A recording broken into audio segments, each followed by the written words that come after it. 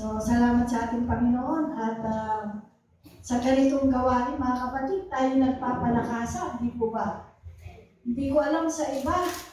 Amen? Nakakalungkot, gaya ng sinabi ni Pastora kanina na binabaliwala lang nila ang gawain ng Panginoon. Na may mas mahalaga pala, mas mahalaga pa sa kanila kaysa sa Diyos. Amen? Bilang lingkod ng Panginoon, talagang nabuburden po tayo na bakit gano'n, di ba? Pari-parehas tayong lingkod ng Diyos. Bakit mas iba yung inuuna nila? Isang beses lang naman ito sa isang buwan di ba? Hindi naman buong araw, hindi naman buong linggo. Oras nga lang Amen? So, habang may buhay pa tayo mga kapatid, habang may pagkakataon na binibigay ng Diyos sa atin, samantalahin natin. Kasi hindi naman lahat ng araw buhay ka Hindi naman lahat ng araw nakakapaglingkod ka sa Diyos dahil hindi mo alam kung ano yung mangyayari bukas. Sa ngayon, kung may chance ka pang maglingkod, maglingkod ka. Amen? So, salamat sa ating Panginoon sa binigay ng Diyos sa atin. Amen? Salamat po sa inyo mga kapatid. Amen? So, dako na po tayo sa ikatlong pagtuturo. Sa Mateo 18:21-35. So, pagkatapos ay lumapit si Pedro at sinabi sa kanya, Panginoon, makailang ulit magkakasala ang aking kapatid laban sa akin at siya'y aking patatawarin? Hanggang sa makapito ba? Sinabi ni Jesus sa kanya, hindi ko sinasabi sa iyo hanggang sa makapito, kundi hanggang sa makapitong-pito. Pag tinimes niyo po yun, mga kapatid, 490 times. Amen? So, ganun daw po tayo magpapatawad. At sabi sa verse 23, kaya ang kaharian ng langit ay maihahambing sa isang hari na nagnais na makipag-ayos sa kanyang mga alipin tungkol sa kanilang mga utang. Verse 24, nang pasimulan na niya ang pagkukwenta, iniharap sa kanya ang isang nagkakautang sa kanya ng 10,000 talento. Palibasa ay wala siyang maibayad. Pinag-utos ng Panginoon niya na siya'y ipagbili, pati ang kanyang asawa at ang mga anak at ang lahat ng kanyang ari-arian upang sila'y makabayad. Grabe yung utang niya, grabe yung kalaki. Imagine niyo, kulang yung asawa niya, kulang yung anak niya, kulang yung ari-arian niya para makabayad lang siya. Imagine niyo, ito po yung inihahambing ng Panginoon sa kaharian ng Diyos. Na gaano man tayo kasama, gaano man tayo karugi sa harapan ng Panginoon, ay gagawin tayong simputi ng bulat ng Panginoon. Kaya kang patawarin ng Panginoon. Amen. So, ano sabi sa verse 26? Dahil dito'y nanikluhod ang alipin na nagsasabi, Panginoon, pagpasensyahan mo ako at babayaran kong lahat sa iyo.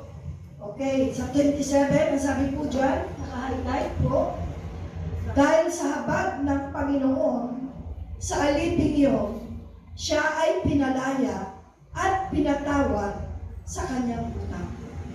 Naunawaan po ba natin? Amen.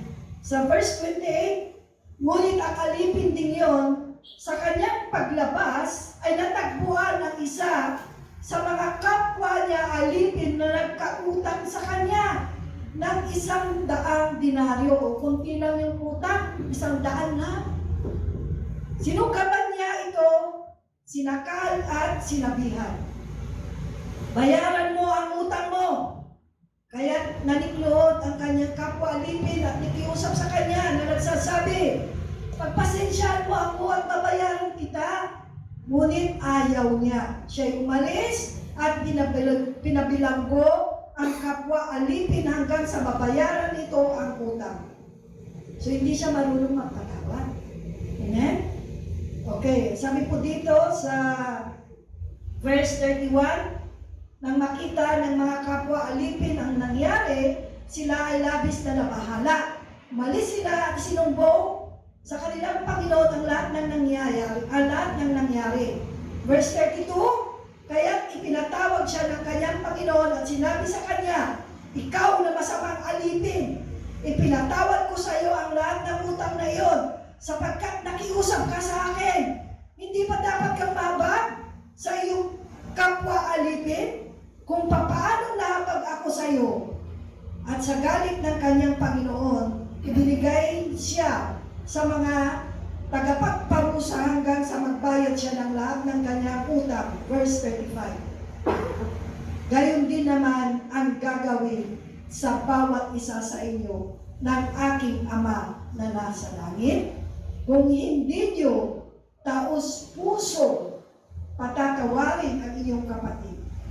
Amen? Pagpalain ng Diyos ang kanyang mga salita. Okay? Salamat sa ating Panginoon.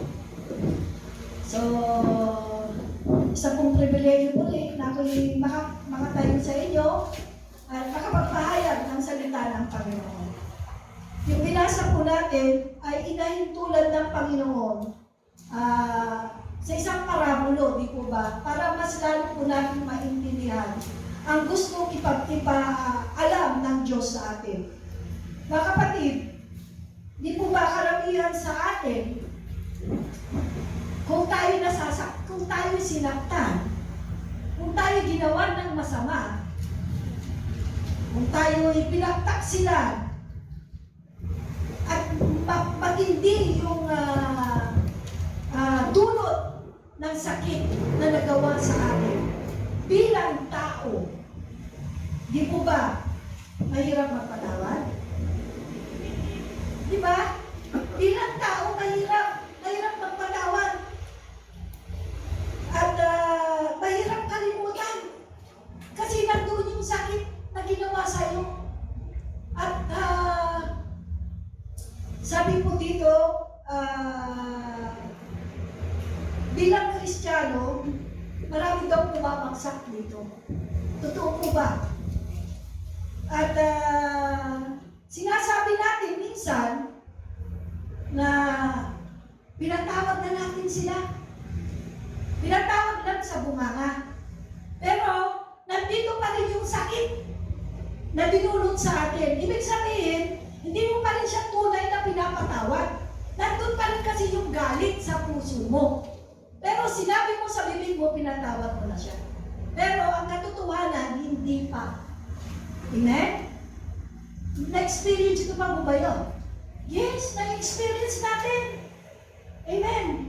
Pero bilang anak ng Diyos, bilang servant ng Panginoon, gusto ng Diyos na nandoon yung tunay na pagpapatawad na galing sa ating puso.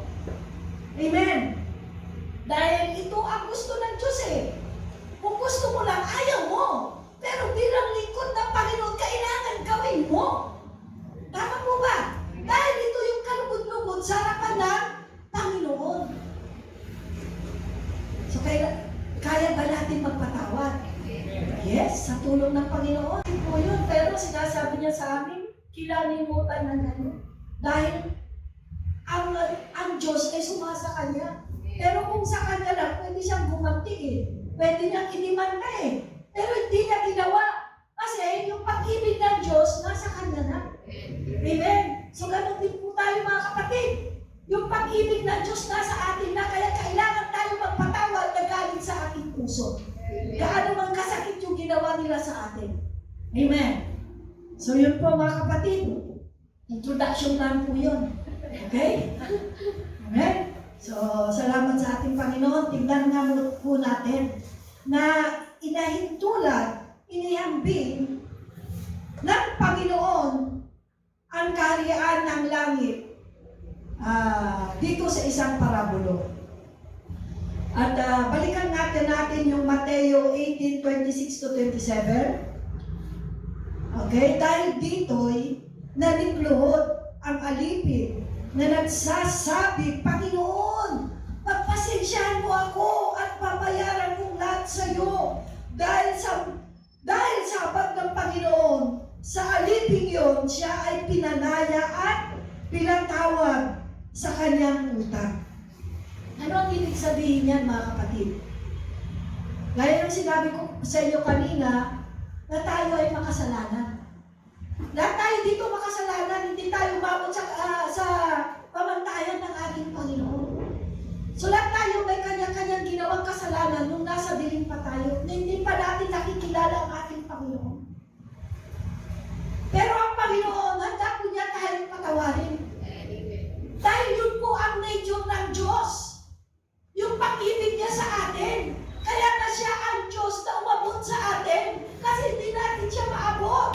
Siya mismo ang nagkatawang tao para mamatay para sa ating mga kasalanan, para tayo ay mapatawad. Amen. Amen. Kaya mga kapatid, gusto rin ng Panginoon na tayo ay magpatawad. Amen. Gusto rin ng Panginoon na yung habag na binigay niya sa atin ay mahabag din po tayo. Unawain din natin sila. Dahil siya yung ama natin. Ikaw yung anak. Pag sinasabi ng ama ko, yung nature, yung ugali ng Panginoon, dapat ugali rin natin dahil tayo ay anak niya. Amen. Amen. Naunawaan po ba natin? Amen. So sino na po dito ang nakaranas ng matinding ginawa ng sakit o sama? Ako nga, mga kapatid, kami nga inutangan eh. Amen? Hindi lang maliit na halaga. Ibibigay ko sa iyo, pastora, sabi niya. Kinan mo lang, kasyan mo lang, wanto. May mini utang, at may talagang maamong-maamo yung mukha niya, di ba? So ikaw naman, kasi lingkod ka ng Panginoon, mamumove yung heart mo, pastora. Magkakaroon ka ng passion, kagikas-kasyan mo yan.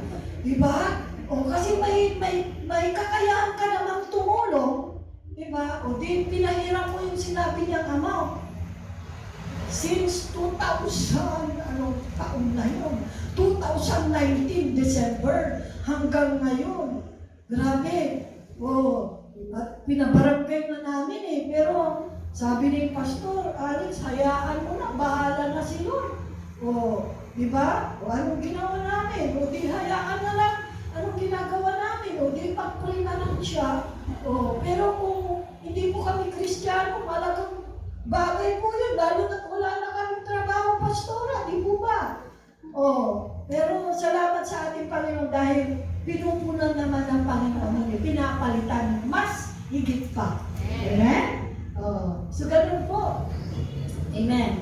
Okay? So salamat sa ating Panginoon. Diba? Sabi sa Romans 5:8, ipinakita na ng Panginoon yung pag-ibig niya sa atin nung tayo'y makasalanan pa. Diba? Nung tayo'y makasalanan pa at ang ginawa ng Panginoon ay namatay para sa atin. Diba? Ganun po ang Diyos natin. Amen. Ano sabi sa Efeso 4:22? At maging mabait kayo sa isa't isa. Mga mahabagin, nagpapatawad sa isa't isa. Gaya ng pagpapatawad sa inyo ng Diyos kay Kristo. Okay. So, ang anak ng Diyos ay mabait. Tama ba, Sister William? Amen? Pero, di ba, lagi natin sinasabi, ang Diyos lang ang mabait. Kaya ako nagiging mabait dahil sa Panginoon. Amen? So, dapat mahabagin daw tayo. Naimutang na 1,000, di ba? Ito po na ilang offering. Amen? Kasi huwag ka na mag-expect na babayaran pa yan. Para hindi na sumama yung loob mo. Di ba? So, ngayon may lesson na po tayo. Sa mga pinagdadaanan natin, nagkakaroon po tayo ng lesson. Lesson to learn. Di ba? Amen. At ano pa? Nagpapatawad sa isa't isa. Okay, so kailangan po natin magpatawad sa isa't isa. Amen? At mula,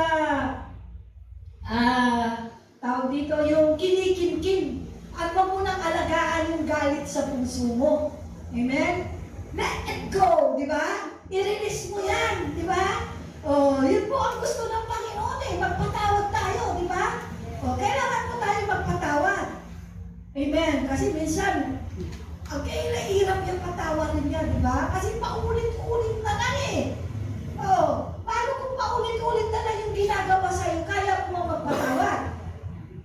Paano kung below the belt na yung pinagsasabi sa'yo, kaya mo magaling magpatawad? Sabi ng Panginoon, 70 times 7 eh. Oh, di kailangan natin silang patawarin. Mahirap ba? Mahirap pag wala ka sa Diyos, di ba? O sabi nga ng iba, manturukan taray kandila. O anong ibig sabihin nun? Hanggang mamatay sila, hindi sila magpapatawad. Ganun tayo noon, di ba?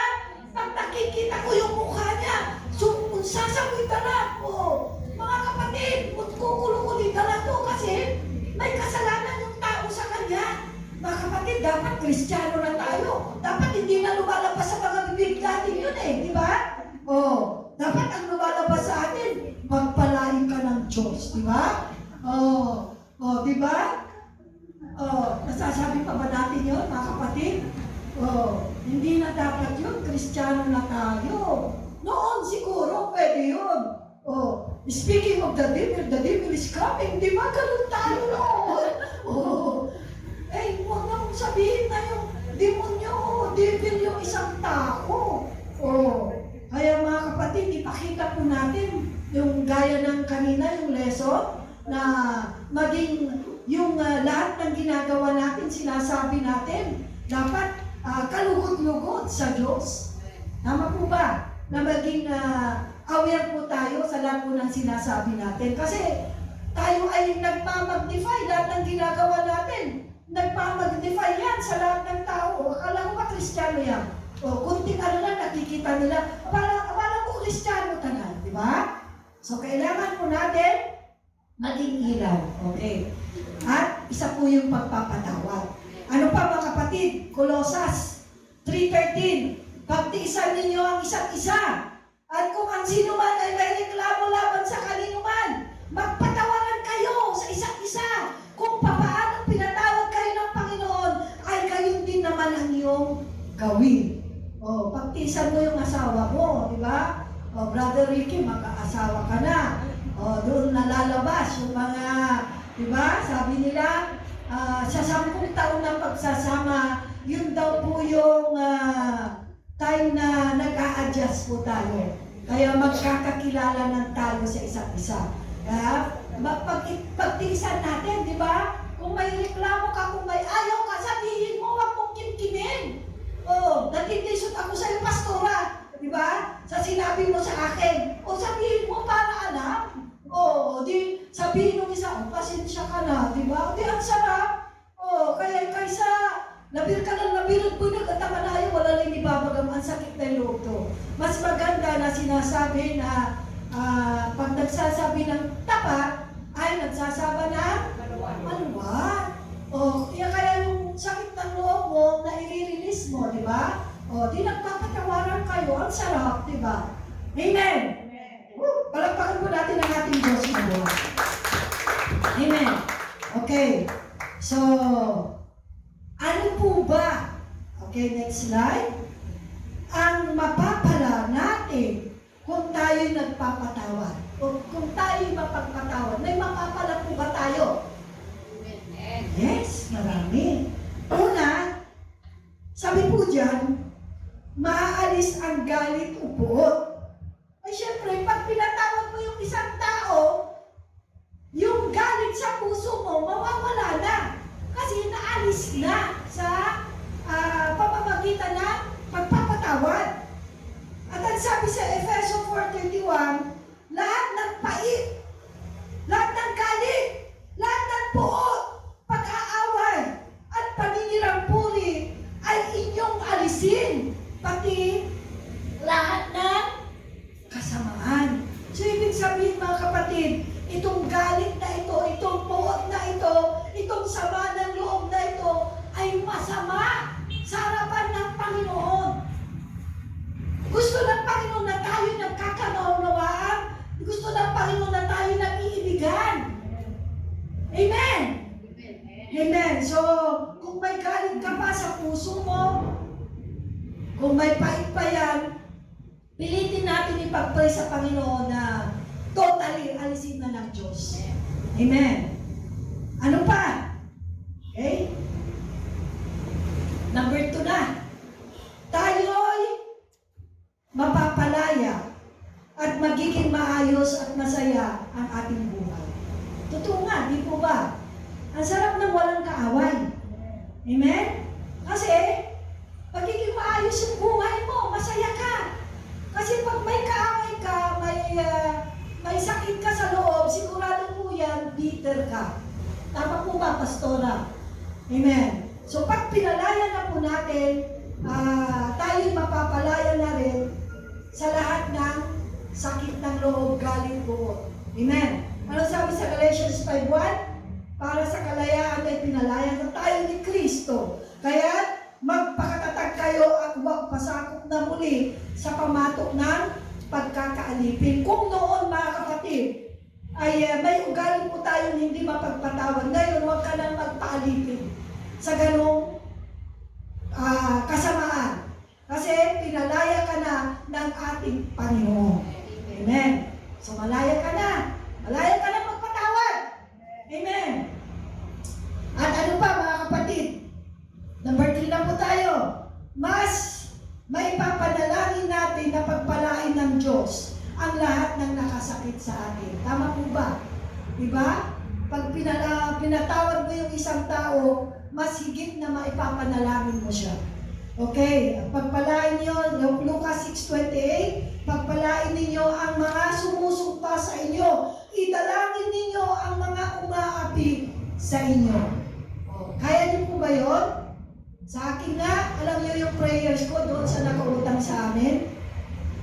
Lord, pagpalain mo siya, hindi lang sa spiritual, kundi si material. Para sa ganon, ay makakabayang na rin siya, di ba? Pag pinagpala sila ni Lord, ihibuin na rin yung puso niya, di mapapayaran ka niya. Higit sa lahat, yung spiritual niya. Kasi hindi niya yung gagawin kung nasa Diyos siya. Amen? Kailangan natin sila ipanalangin.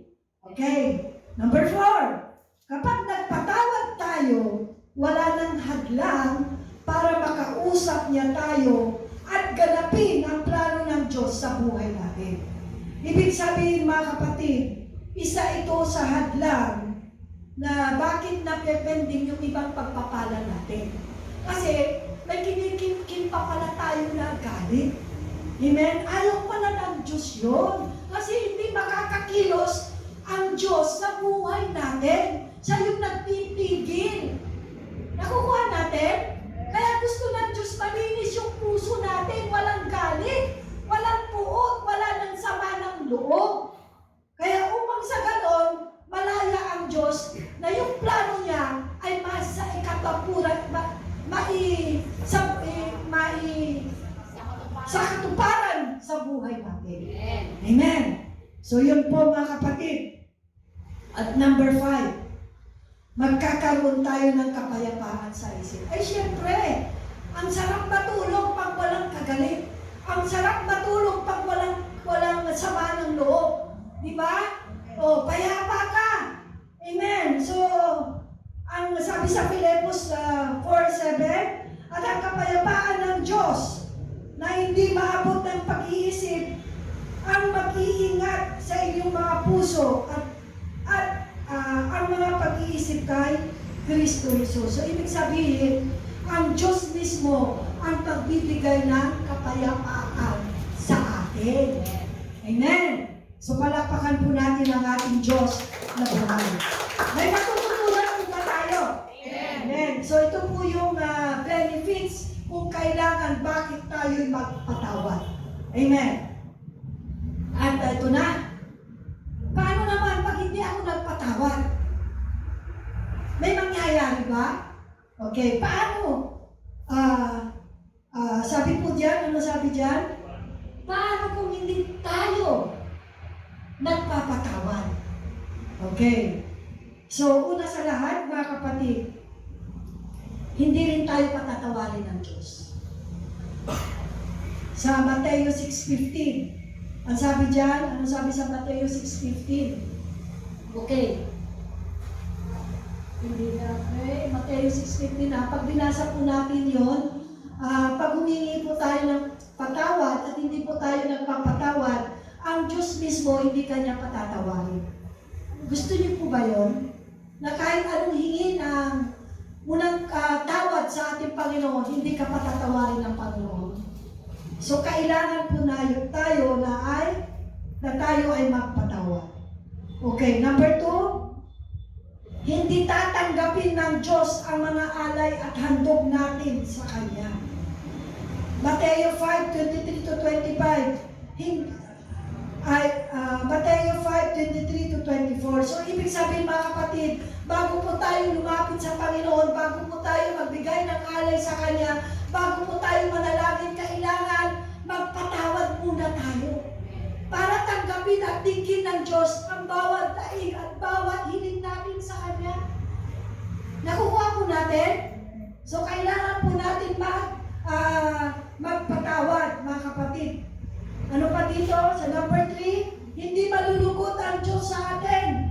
Ano sabi sa Efeso 5:10? Sikapin ninyong matutunan kung ano ang kalugod-lugod sa Panginoon. So, hindi kalugod-lugod sa harapan ng Panginoon na may hinanakit tayo sa ating mga kapwa, higit sa lahat sa ating mga kapwa mananampalataya. Kaya mga kapatid, pilitin po natin sa tulong ng Panginoon na tayo ay totoong magpatawad sa ating mga puso. Kasi sabi doon, taos pusong nagpapatawad.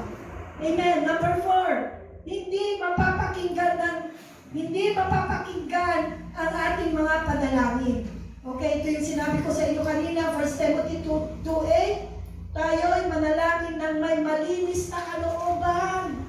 Walang hinanakit o galit sa kapwa. Amen. So kailangan, pag tayo nanalangin, humingi po tayo ng tawad kung tayo nakasakit ng damdamin ng iba. Okay, malapit na po tayo mga kapatid. And, syempre, number 5, wala dyan. Pwede kang magkasakit sa puso. Di ba? Totoo po ba yun? Ay di ba sa medisina, pag may sakit ka ng loob at may kinikim mo yan, inaalagaan mo, di ba? Parang kamatis yan, di ba, na bulok, na inaalagaan mo hanggang mabulok ng mabulok. Di ba sa puso din natin, ayaw ng Diyos na may dumi sa ating puso. Kaya mga kapatid, aalisin na po natin yon para hindi po tayo magkasakit sa puso. Amen? At tayo na alta presyon. Diba? At tayo na stroke. Diba? O diba may kakilala po tayo? Yung brother, yung namatay, ano yung pangalan ng bishop? Yung grabe yung nagalit siya. Yung nagpapagawa ng bahay, brother Dan.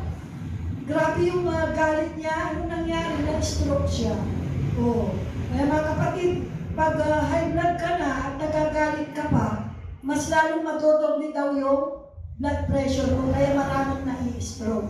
Amen? Kaya huwag niyo po kaming galitin pag alam niyo may high blood po kami. Praise the Lord. No? Pinapatawa ko lang po kayo. Amen? So, ayaw natin na magkasakit po tayo sa puso. Amen? Praise the Lord. Hallelujah. Okay, may natutunan po ba tayo? Amen. So, conclusion na. Okay, hindi na kailangan ma-elaborate pa dahil alam na natin kung ano yung gusto ng Diyos sa atin. Kailangan tayo magpatawad. Okay, conclusion, tayo magpatawad upang patawarin din tayo ng ating Amang nasa langit. Mga kapatid, pag nagpatawad tayo, dapat galing sa ating puso. Kasi pag nandoon ang tunay na pagpapatawad, ay lakipan mo ng pag-ibig at pangunawa. At sabi po dito, at tiyak, pag galing sa puso mo, nandun ang pag-ibig, tiyak na makakalimutan natin yan. Dahil ang lahat ng nakasakit sa atin sa tulong ng Panginoon, ay kaya natin silang i-forgive and forget. Amen? Kasi minsan pinatawad pero hindi kinalimutan. Kailangan patawarin at kalimutan. Amen. Praise the Lord. At yun lang po ang lahat ng papuri at pagsamba sa ating Diyos na buhay lamang. Amen. Para po natin ang ating Diyos. Amen. Praise the Lord.